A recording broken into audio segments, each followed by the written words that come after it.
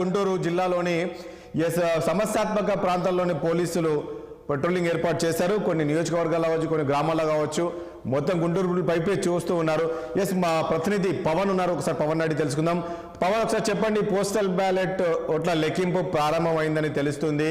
ముఖ్యంగా మనం చూసాం గుంటూరు జిల్లాలో జరిగిన పరిణామాలు, పోలింగ్ తర్వాత అక్కడ పోలీసుల భద్రతా చర్యలు ఎలా ఉన్నాయి, కొన్ని గ్రామాల్లో మొత్తం పెట్రోలింగ్ నడుస్తుంది అన్నారు, కొందరు బైండ్ ఓవర్ చేశారు, కొంతమంది రౌడీ షీటర్లను కావచ్చు, కొంతమంది అనుమానితులను అనేది కూడా తెలుస్తుంది. మీ దగ్గర ఉన్న సమాచారం చెప్పండి పవన్.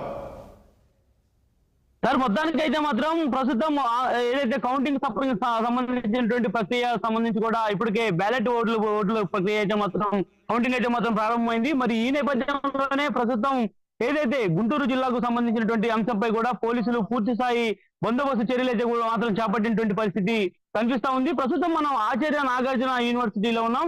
గుంటూరు సంబంధించినటువంటి ఏదైతే 7 నియోజకవర్గాలు, ఒక పార్లమెంట్ సంబంధించినటువంటి కౌంటింగ్ ప్రక్రియ సంబంధించి కూడా ఇప్పటికే కౌంటింగ్ అయితే మాత్రం ప్రారంభమైంది.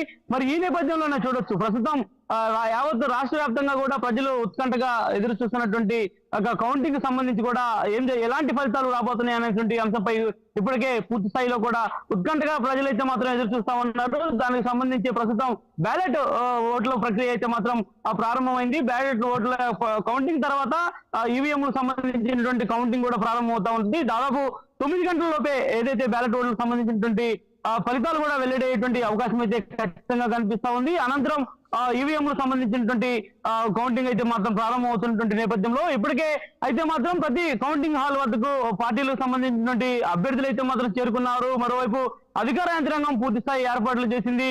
మరోపక్క పోలీస్ యంత్రాంగం అయితే మాత్రం 3 అంచెల పటిష్టమైనటువంటి బందోబస్తు ఏర్పాటు చేసినటువంటి పరిస్థితి అయితే మాత్రం కనిపిస్తా ఉంది. ఈ నేపథ్యంలోనే ప్రస్తుతం ఉదయం నుంచి కూడా చూడొచ్చు, ఏదైతే ఉమ్మడి గుంటూరు జిల్లా వ్యాప్తంగా చూసుకుంటే ముఖ్యంగా పల్నాడు జిల్లాలో మాట్లాడండి పవన్, చెప్పండి. ఏదైతే పల్నాడు జిల్లాలో చూసుకున్నట్టయితే మనం ఎన్నికల పోలింగ్ రోజు చూస్తున్నటువంటి పరిస్థితుల్ని దృష్టిలో ఉంచుకొని కూడా పల్నాడు జిల్లాలో దాదాపు 8 మంది అభ్యర్థులను కూడా ఇప్పటికే 8 మంది సంబంధించినటువంటి ఐపీఎస్, ఐఏఎస్ అధికారులను కూడా రంగంలో దించినటువంటి పరిస్థితి కూడా కనిపించింది.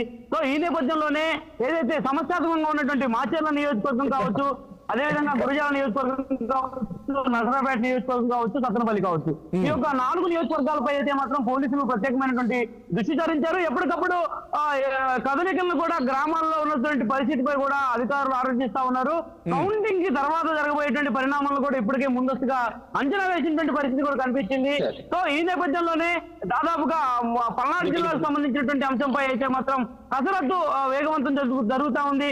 కౌంటింగ్ తర్వాత ఎలాంటి పరిణామాలు ఉండబోతాయి అన్నటువంటి అంశంపై ఇప్పటికే డీజీపీ స్థాయి సంబంధించినటువంటి అధికారులు కూడా ఆ డీజీతో మాట్లాడుతున్నటువంటి పరిస్థితి కూడా కనిపిస్తా ఉంది. ఏది ఏమైనా కూడా ఈ పూర్తి స్థాయిలో కూడా ప్రస్తుతం పటిష్టమైనటువంటి బందోబస్తు